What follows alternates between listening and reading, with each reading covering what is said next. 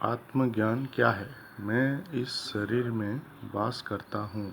मैं शरीर नहीं हूँ, पर ये शरीर मेरा है। इसलिए इस शरीर की देख-रेख मेरी जिम्मेदारी है, ना कि किसी और की।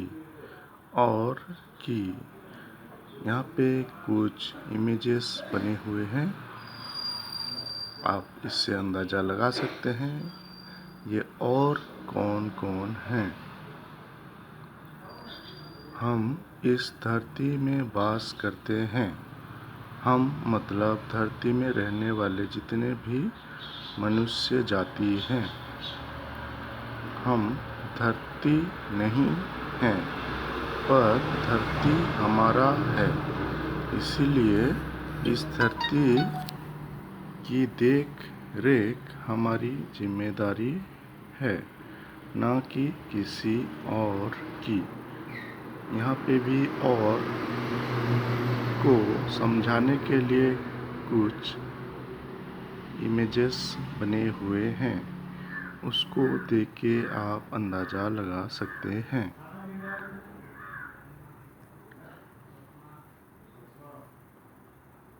तो कुल मिला के बात यह है कि हमारी जो फ्यूचर है वो हमारा प्रेजेंट में लिए गए डिसीजन पर निर्भर करता है।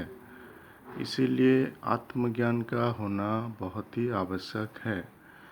आपका शरीर में क्या क्या हो रहा है, आपको इससे कैसे बचना है, कोई रोग बीमारी हो रहा है या डिप्रेशन है, जो भी है उसका इलाज आपको खुद ही ढूंढना है। वैसे भी आजकल इंटरनेट का ज़माना है, तो आप अपना समझ बूझ बुद्धि विवेक से काम करके आप अपना जो भी समस्या है उसका समाधान ढूंढ सकते हैं। तो वैसे ही पहले खुद को निर्माण करना पड़ेगा और सही गलत में को एक्चुअली में क्या सही है, एक्चुअली में क्या गलत है, कोई बताया हुआ सही गलत नहीं। जो जब किसी का आत्मज्ञान हो जाता है तो खुद ब खुद वो सही गलत में फ़र्क समझने लगता है। तो बात ये है कि जो सही गलत समझे होंगे,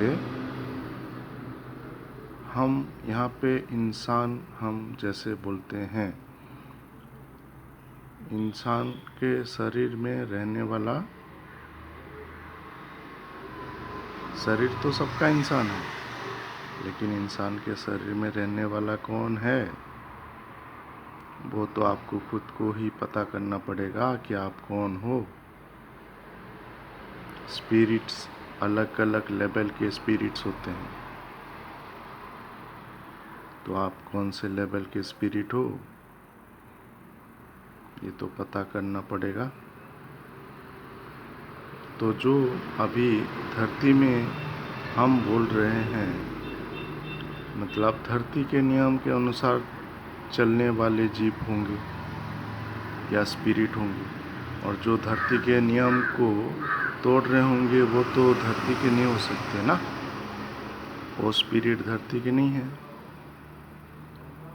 या तो जो नियम को समझा रहे हैं वो धरती के ऊपर के स्पिरिट हैं जो हमें समझाने के लिए आए हैं, और जो समझे बिना धरती का नाश कर रहे हैं,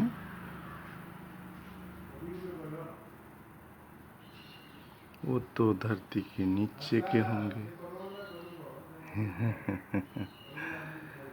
तो हमें जो धरती के नियम पे चलने वाले हैं उनको यूनाइट होके हम बोलना है, मैं से हम होना है, तभी धरती फिर से हरा भरा खिला हुआ हो पाएगा।